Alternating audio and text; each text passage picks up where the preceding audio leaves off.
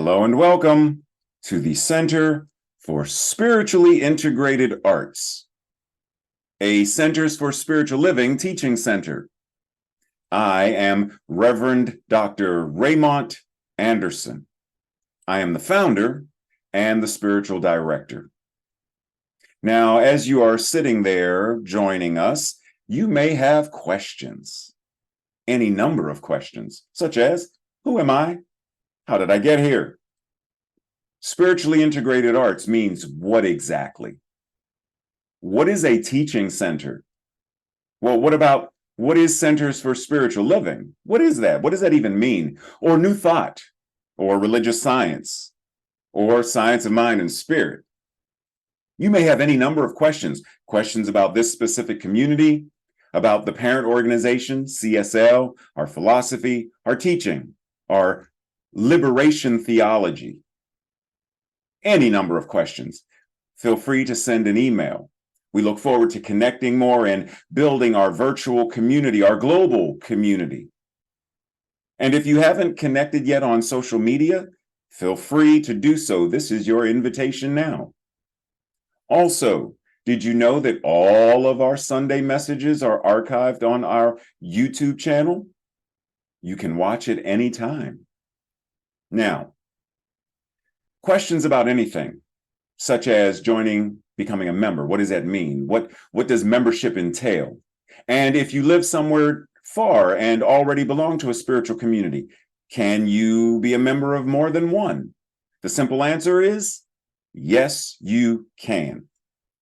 Just like you can shop at more than one grocery store, you can attend or be a member of more than one gym. We are building beloved community. So you can do both. You can be a member of both. You can be involved with both. That's what being in spiritual community means. So we welcome you. We invite you. We are so appreciative that you have found this community and that you have joined us today. We bless you. We love you. We welcome you. Live long and prosper. Sit back, relax, and enjoy the rest of our Sunday message. Love you. Connect with you soon. Blessings.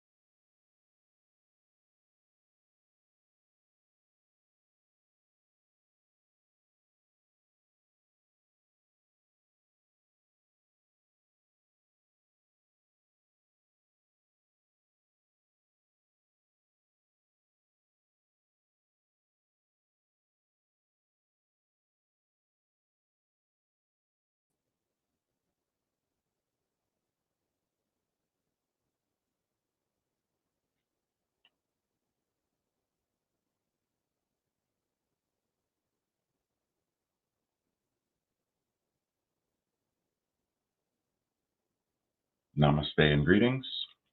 Welcome to our next Sunday message, Higher Heights. Let's breathe as we prepare.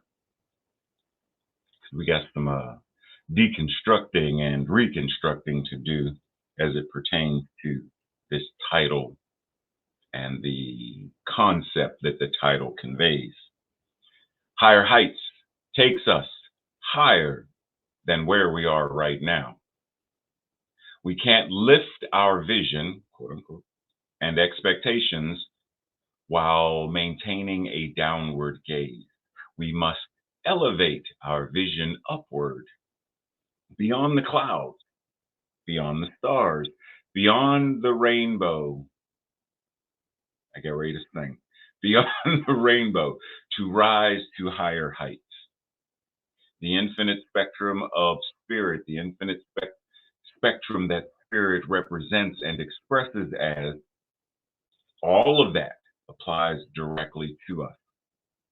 And in such, we have unlimited potential, unlimited energy, unlimited creativity and stuff. We have unlimited and abundant resources at our immediate disposal. We don't say like that word disposal, immediate access to use. However, we first have to remove, eliminate, reduce any hidden beliefs, any subconscious beliefs that are holding us back, holding us down, keeping us chained and shackled to the idea of lack and scarcity and not enough, not good enough. And all of these things that give us the idea that we can't, we don't, we won't, we never will, we aren't good enough, aren't smart enough, aren't talented enough, etc. We live in an abundant and bountiful universe, a universe of greatness, grandness, gloriousness, and that continually exposes us, shows up in, through, and as us, elevating us to higher heights if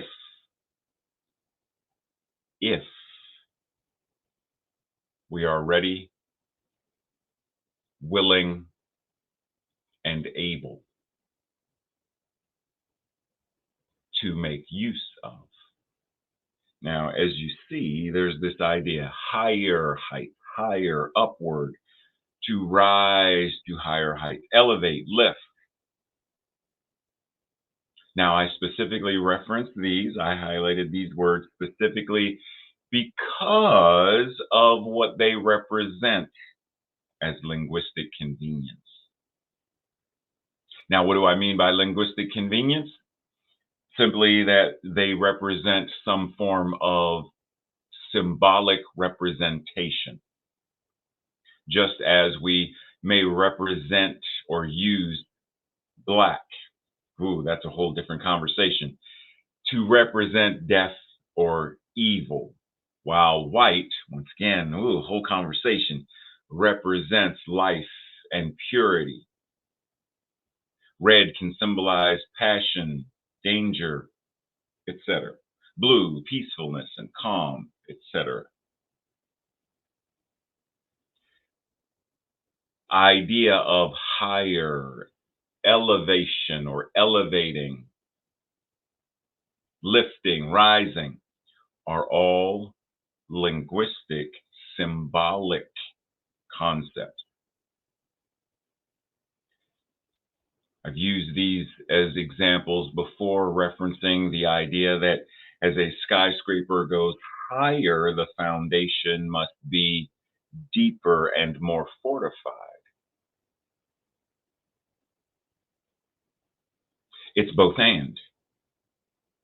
So as we talk about elevating and lifting, linguistic convenience, There's the unspoken understanding that if I am to go high, I must also go low. As above, so below. Open at the top and open at the bottom. It's both and. So in this example, where are you? Where are we? What does it even mean to go deeper? Also linguistic convenience, because there is no deeper, just as there is no higher in essence. Thomas A. Kempis says, the loftier the building, the deeper must the foundation be laid. The loftier the enlightenment, the deeper must the foundation be laid. Well, how do you lay your foundation?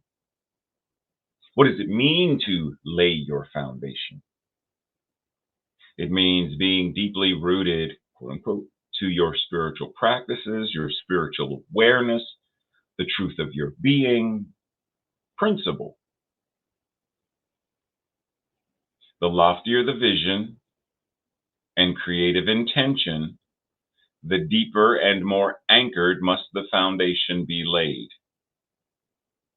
If you want a loftier vision, you want a loftier creative intention, then you must have a deeper and more anchored spiritual practice, spiritual foundation, emotional foundation, mental health practices, self-care practices, etc.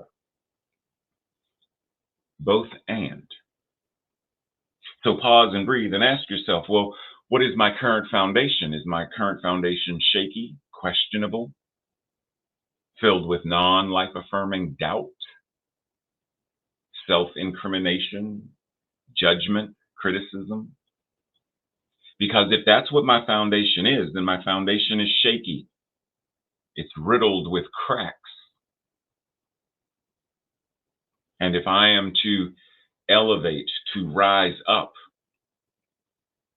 to higher heights, greater awareness, then I have to refortify.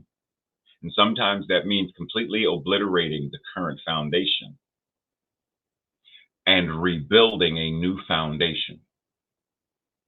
Now, if you're not sure what that means, let's take my life, for example. There was a time when I was a traditional fundamental Christian.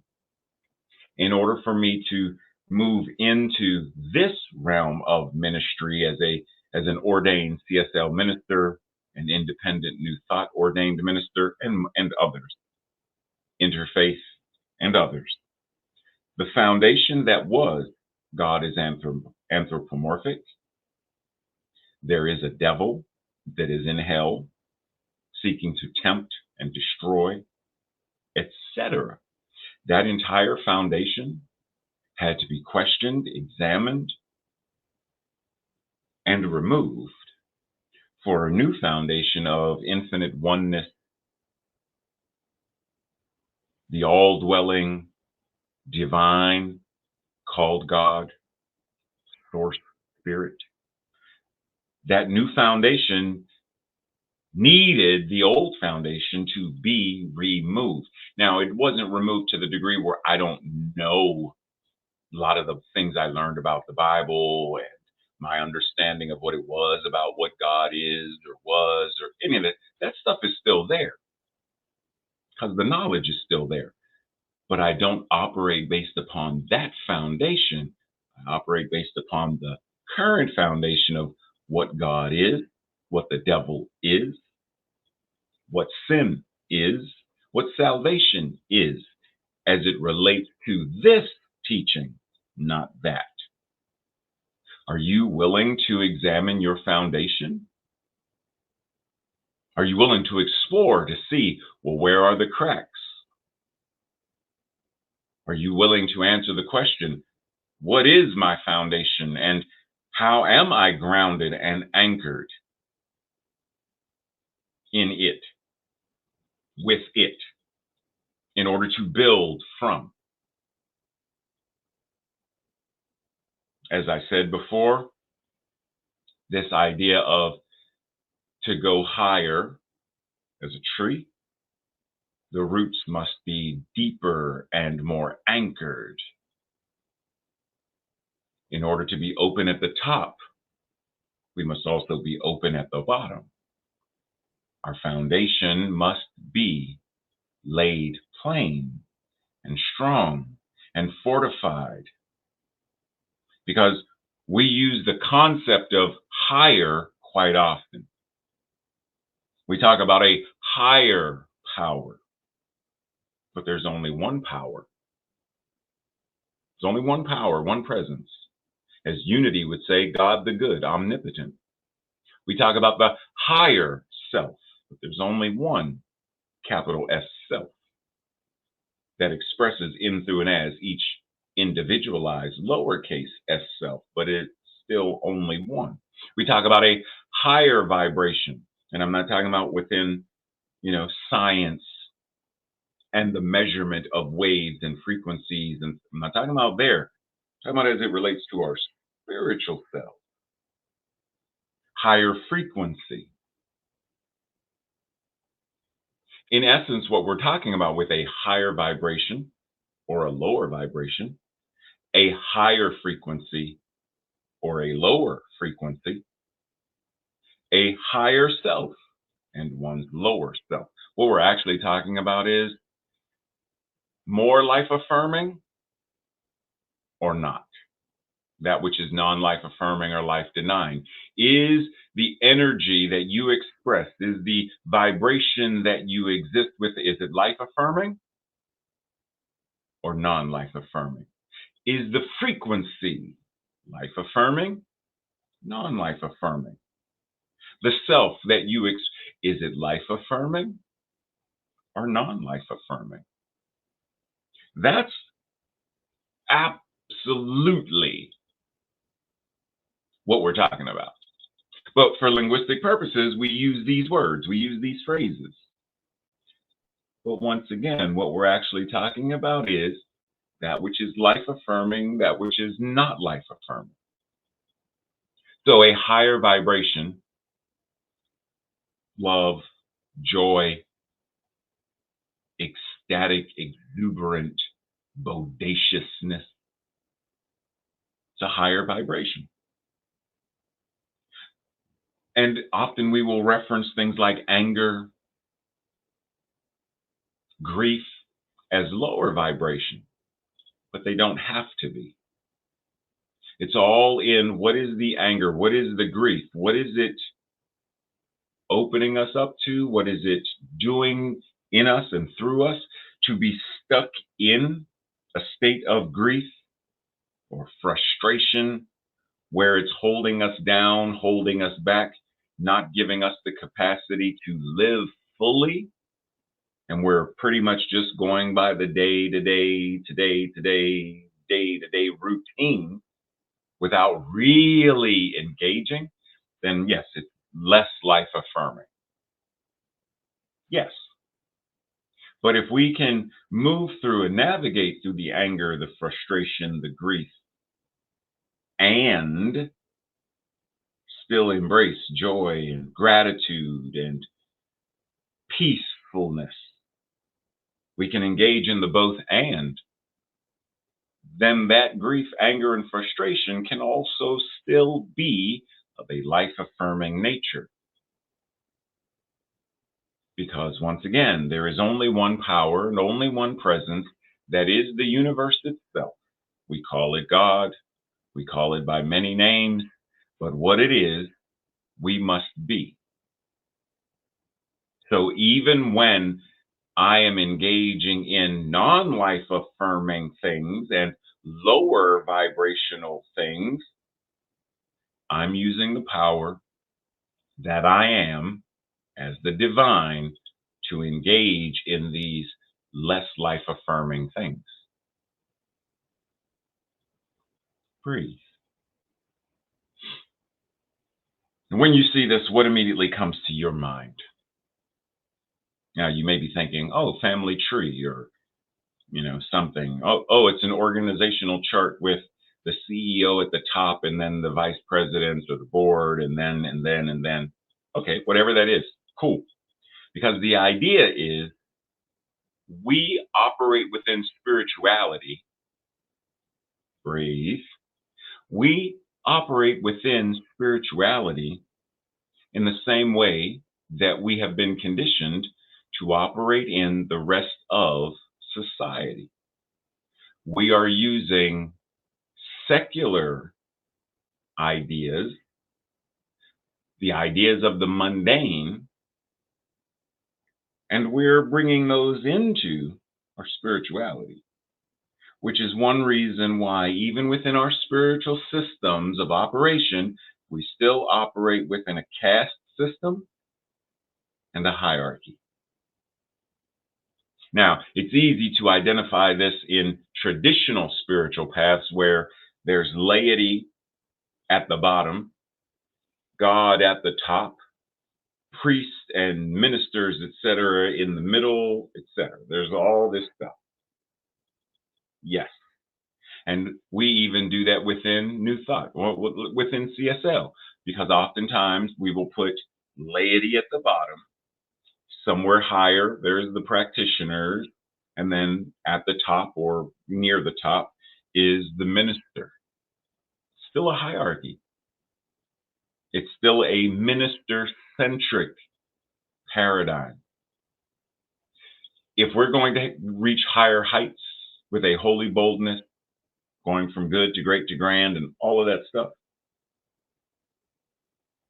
then we need to, one, identify the hierarchy, the caste system, the spiritual caste system, but then do the work to deconstruct it and reconstruct a system that is far more empowering and authentic. Because we talk about this idea of spiraling up to higher heights, but we don't talk about the spiral down. When truthfully, there is no up or down anyway. There's just the circle. God is a circle, circumference nowhere, center everywhere. So right where you are, the higher height is. No matter what you're feeling, the higher height, quote unquote, is right where you are right now. Breathe that in. There technically is nowhere to go. There is no higher place to go. Even if we think about the analogy, the symbolism of climbing a mountain, the mountain is still part of the earth. So even when you ascend the mountain, you're still on earth. And you don't ascend the mountain to stay on top of the mountain. You ascend and then descend. You're still ultimately in the same space, the same awareness per se. Dr. Holmes says, we are surrounded by, immersed in, an infinite good. How much of this infinite good is, say, yours? All of it. How much of it is mine? All of it. How much of it is ours? All of it. The infinite good that we are surrounded by and immersed in, made out of that which it is we are. All of it is available to us. But the question is, are you ready, willing, and able to accept that truth? Are you ready, willing, and able to make use of, to access that truth? Now, just as I described climbing the mountain as symbolic, a labyrinth also is the same kind of symbolic representation. But once again, it's that idea of the spiral, but it's laid flat. There is no higher to go. With the labyrinth, Technically, you are going to the center representing the higher, the center representing the deeper, the center representing the truth. And so we journey inward from the outer edge. Somewhere there is an entry point, maybe meditation, maybe prayer, maybe dance, whatever that entry point is. And we enter into the space, and then we begin to navigate. And it takes us around. Sometimes we are actually closer to the circle, but we're not the center, but we're not in the center. And then we circle and cycle back out, and then we're further from, but we're still within. How is that any different than life? There are times where we feel closer to God. There are times that we feel further from God. But God being all there is, we can't be nearer or further from, because what it is, we are. So just like meditation, we don't go into meditation to stay in meditation. Because at some point we have to eat and go to the restroom and do other things, bathe. So we enter into meditation to go through the process to then come out of meditation. But when we come out of it, we come out of it different than we went in. Something has changed. We have deeper, quote unquote, awareness. We are elevated in consciousness, quote unquote.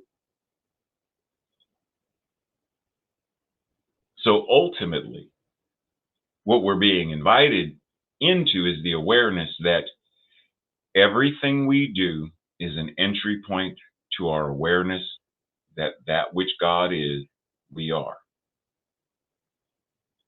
That which source is, we are. That there is nowhere we can go, there is nothing that we can do that can change that truth.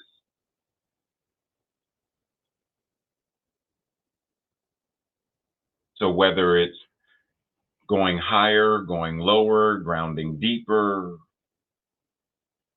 whatever it is, we have that opportunity when we're washing dishes,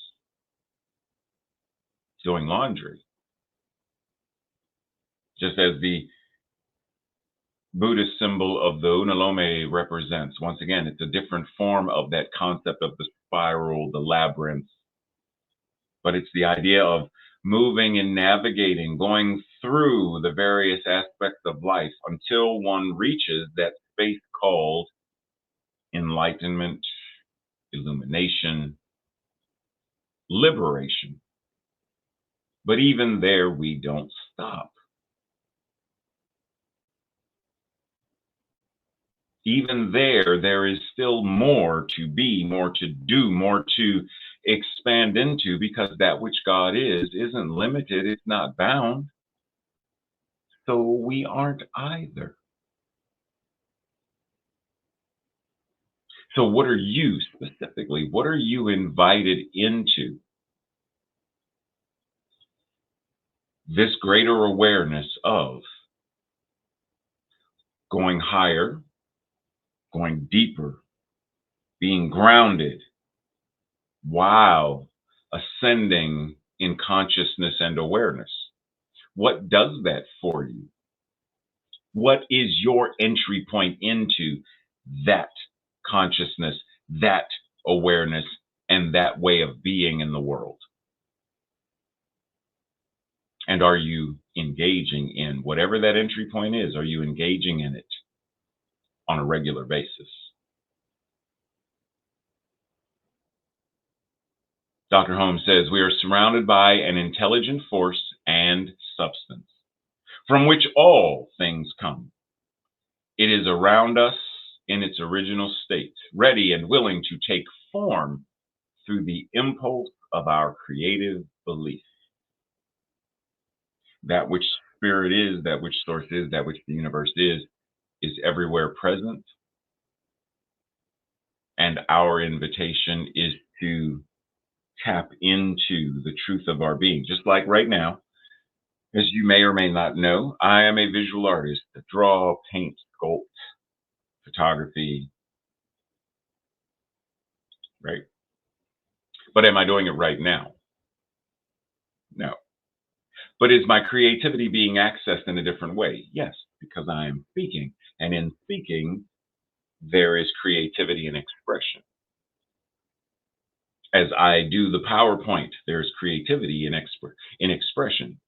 So it doesn't just happen drawing, painting, sculpture, and photography. Creativity happens in other ways as well. But I have to tap into it. Simply sitting back saying, I am creative. Okay, how is it being expressed? How are you tapping into that talent, that divine impulse seeking to express as a drawing, painting, PowerPoint, speech? So just knowing it isn't enough. We have to apply it. We have to access it. We have to demonstrate it. Dr. Holmes goes on to say, it is right that we should be successful. Pause. It's important that we understand that successful, the way he's using it, isn't measured by the collective consciousness idea of success.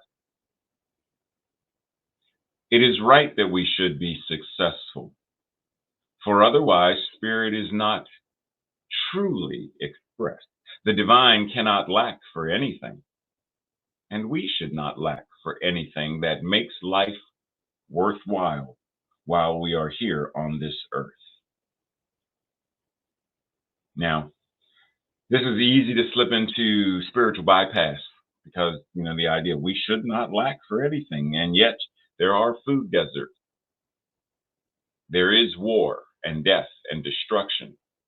So there's a lot of lack that people experience. And if we don't necessarily, I don't live in a food desert, but I know that there are people who do. What am I doing to eradicate food desert for others? What am I doing to eradicate the exposure to and the senselessness of war? I'm not experiencing it. I don't live in a war zone, but there are people who do. What am I doing where I am with what I have and as who I am to shift and change so that there truly is a world that works for all? It is right that we should be successful. It is right that we all should life, liberty, and the divine right to be happy. We hold this truth to be self-evident, that all of creation, made in, through, and as the very image and likeness of the divine, has this as our inalienable and undeniable divine right, that among this is the right to life and life abundantly, liberty and true emancipation, equity, and justice, and happiness and joy as our divine experienced birthright. Are we willing to do what is necessary to manifest that individually and collectively? Because once again, if we are so focused on being elevated and enlightened, then we are engaging in the spiritual caste system, and we are envisioning that the people who ascend the mountain and reach the top are better than, they're smarter than, they're more holy than. And they're not. Not the way that we typically identify them as. So let's pause and ask, first of all, referencing what Dr. Holmes said, what does it mean to be successful? Is just going to the top of the mountain successful? Is that what success looks like? You've reached the top of the mountain. You are successful. Yes, you may have successfully navigated and climbed. Yes. But once again, linguistic convenience. Once again, we can get caught into the jargon of to be successful at something. Does that mean you are successful? To be successful at something you set as an intention, does it mean that you are, the way he's referencing success, does it mean that you are successful? And I ask this specifically because there are a great many people who have done heinous things, and they did them with great success. They did heinous things with great success. Their intention was to hurt, and they hurt. Their intention was to harm, and they harmed. Their intention was to eliminate, and they were successful in the elimination of someone or something. But does that success mean that they are successful in the way that Dr. Holmes just referenced it? No. So it is important for us to be mindful and be aware. How does success, as we reference it in our spiritual practice, in our spiritual teaching, how does it make the world a better place? Create a world that works for all. How does your success in whatever thing you are doing, how does it impact the world in more life-affirming ways? Or is it currently impacting in life-denying ways? The way theirs impacted in non-life-affirming ways. Because they were very successful in creating non-life-affirming effects and conditions and experiences. Breathe. We are surrounded by an infinite possibility. It is goodness, it is life, it is law, and it is reason. And it has the impulse, because it doesn't just wish, it has the impulse to express in us, through us, and as us. So even though I just remixed it to a certain degree, we're going to remix it a little bit more. The all that is the absolute infinite possibility. We are not only surrounded by it, we are divine incarnations of it. All that it is as infinite good, infinite goodness, life, love, law, and reason, and wonder, is always expressing through us, in us, and as us. The question is, are we embodying and expressing it in life-affirming ways or non-life-affirming ways? And you can ask yourself, how does love show up in a non-life affirming way? How does goodness show up in a non-life affirming way? How does life show up in a non-life affirming way, etc.? Because the moment we can discern and we understand, we're not simply engaging in the jargon for linguistic convenience, but we are able to discern and describe more specifically what we are referring to and how it is being embodied and expressed.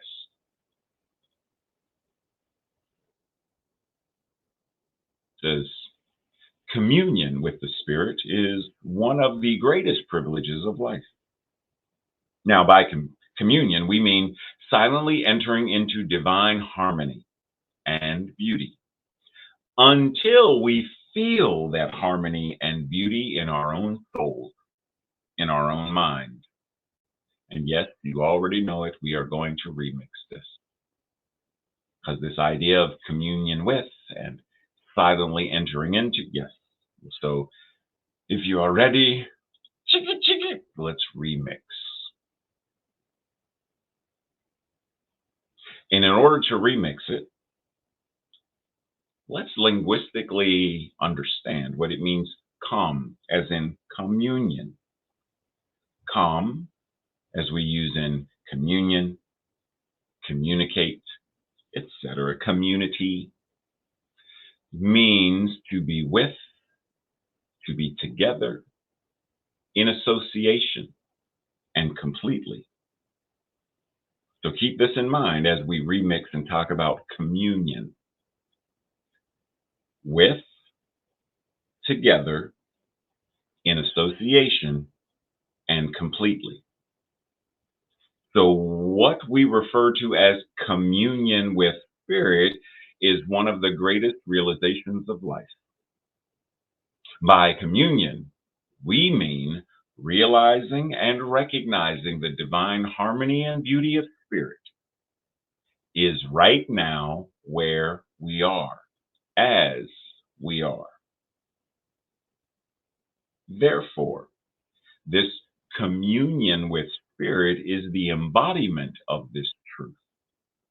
It is the full bodied experience of this harmony and beauty, this oneness in, through, and as our own souls, in, through, and as our own minds, in, through, and as our own lives. And this truth applies to all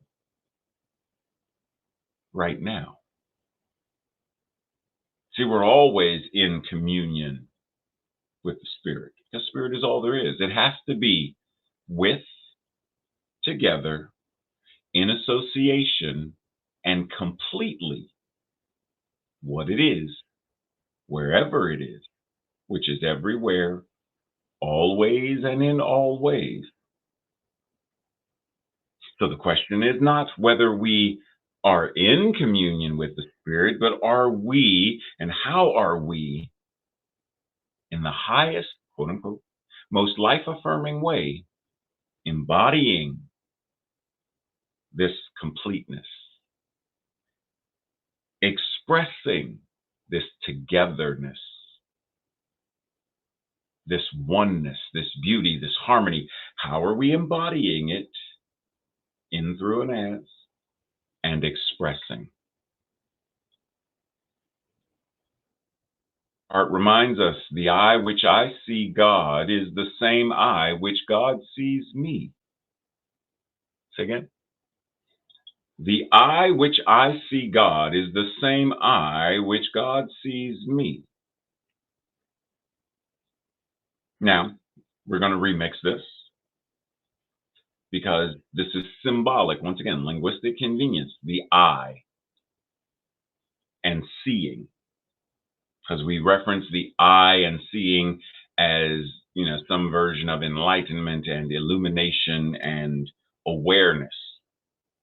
But those who are also sightless, meaning they are blind, can also have the awareness. They don't need the eyes. They don't need eyesight to see. Remember, not too long ago, somewhere in May, we talked about the idea of eyesight, insight, foresight, God sight.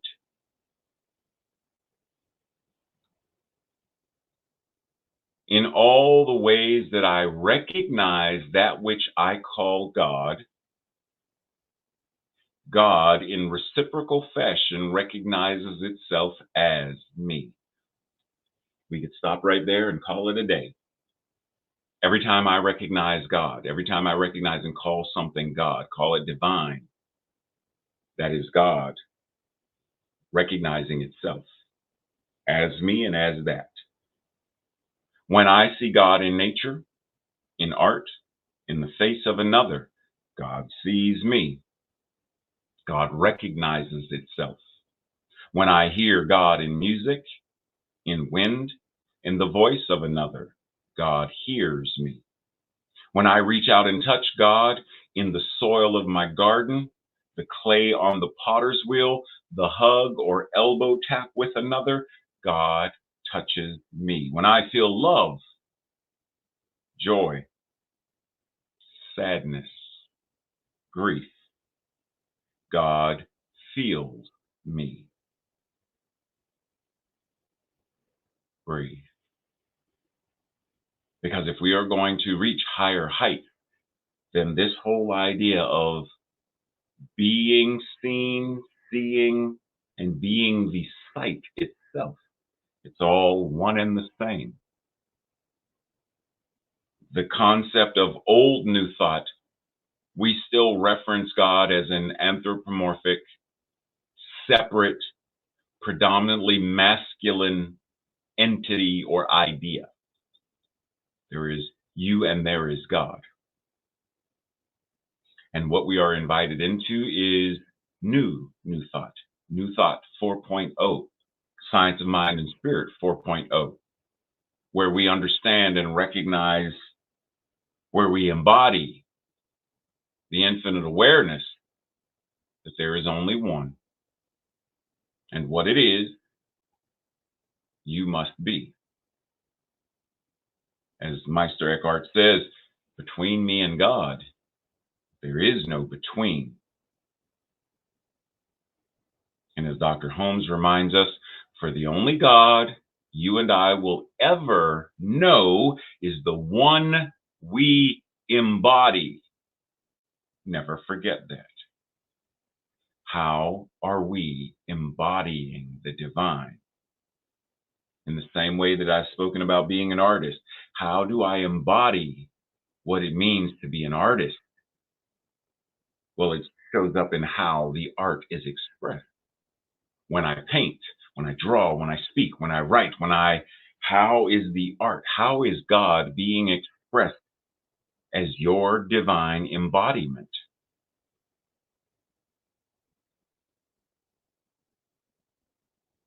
When we truly study, practice, and embody the science of mind and spirit as a way of life, we perceive beyond the jargon of higher, deeper, farther. It almost reminded me of Miss Marvel, higher, further, faster. We understand and may continue to use the linguistic convenience of the jargon. We may still use the words because we live within this time-space continuum where such words have a point. The words point to what we're referring to. But if we are immobilized by the jargon, then we're not able to live fully. So it's important that we truly understand that the symbol is merely a sign that is pointing the way, and it's not the way itself. The word God isn't God. It is a three-letter word that is a signpost that gives access to the infinite. That is every name, no name, that which is yet to be named, the unnameable. When I say the word apple, you don't have it. It doesn't just automatically, poof, apple. The word is a symbol that lets you know when I say, hold on, I'm going to text you. Do me a favor, when you go to the store, can you pick up a bag of apples and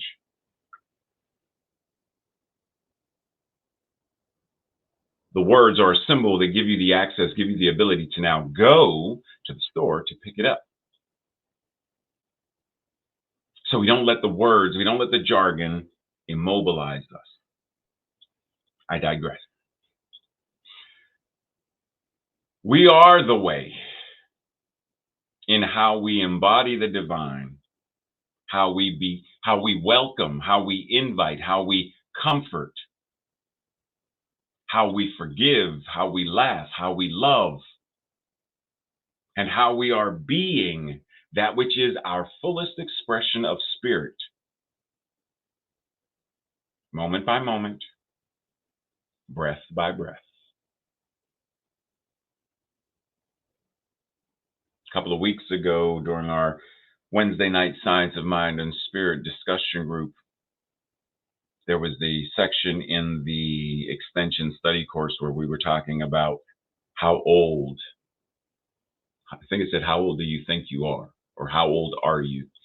And in our discussion, one of the things I brought up was the invitation that instead of measuring our life in years, I'm 58 years old. What if we measured it in seasons of love? We measured it in sunsets and sunrises, the beauty of. We measured it in rainbows and laughter. What if we measured it in moments of the divine, moments of deep mysticism, mystical ecstasy? What if we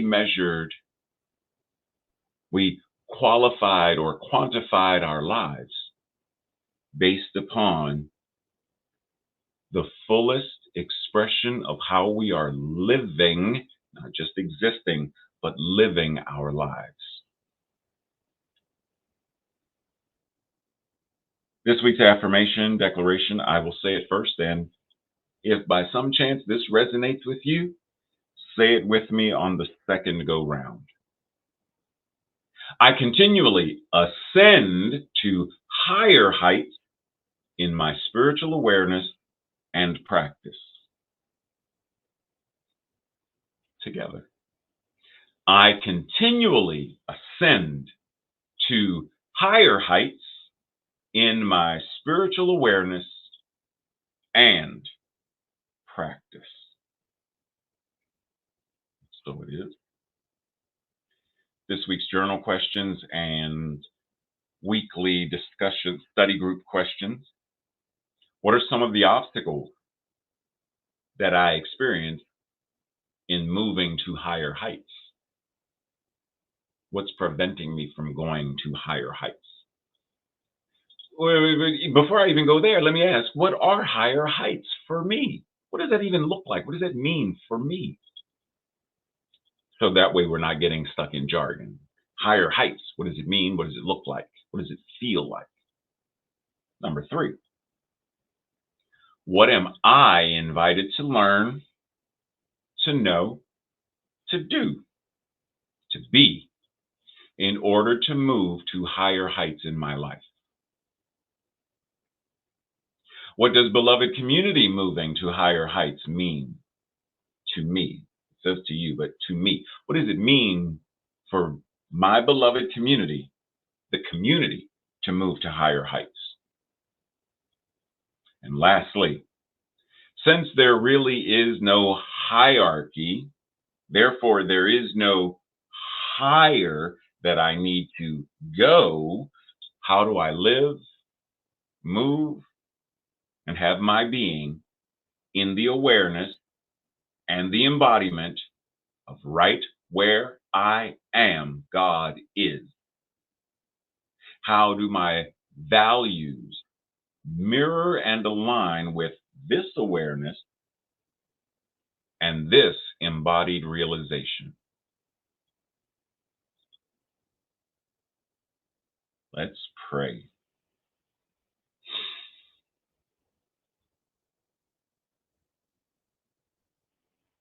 Simply anchoring into this infinite awareness of all that is, being right where each and every person is right now.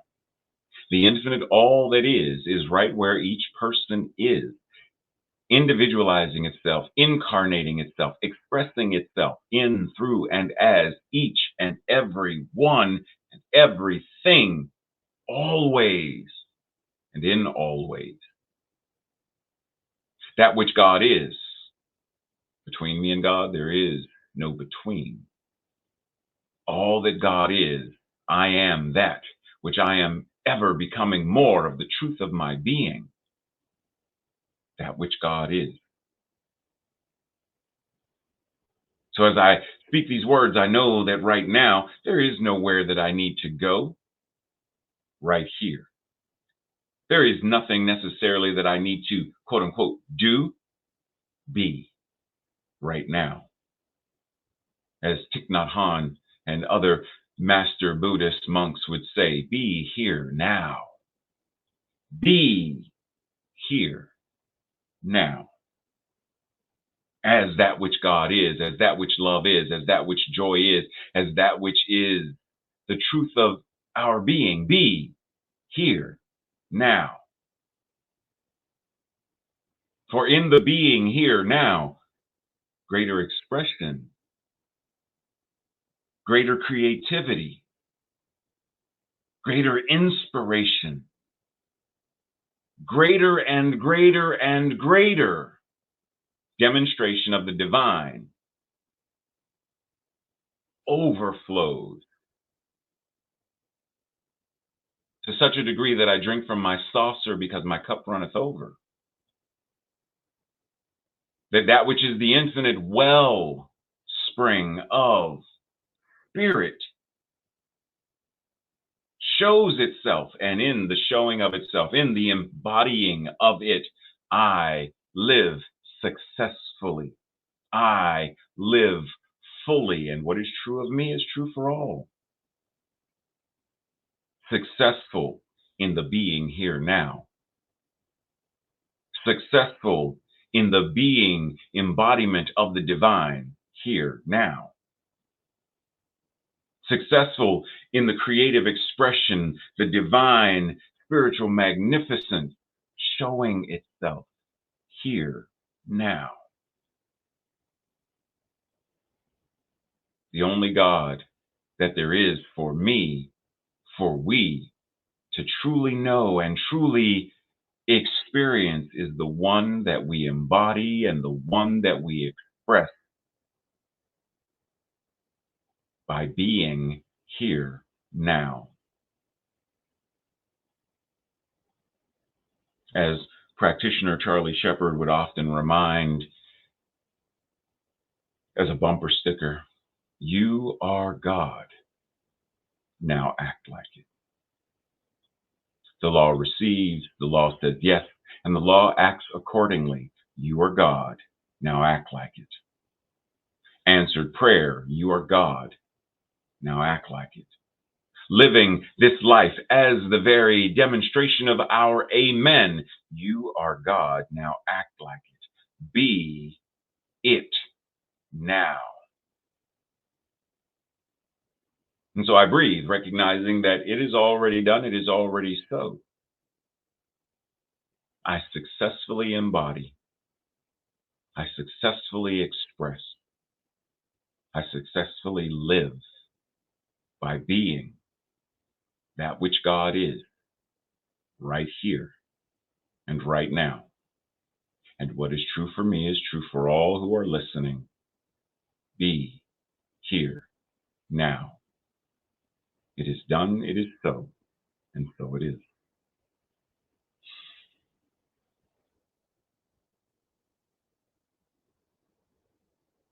Namaste and blessings, everyone. Have an amazing, amazing, amazing, amazing, successful Sunday. And I believe, double check in the chat, but I believe we will be having an after service fellowship over in Zoom. So I look forward to seeing you over in Zoom. And once again, as it is Pride Month, happy Pride.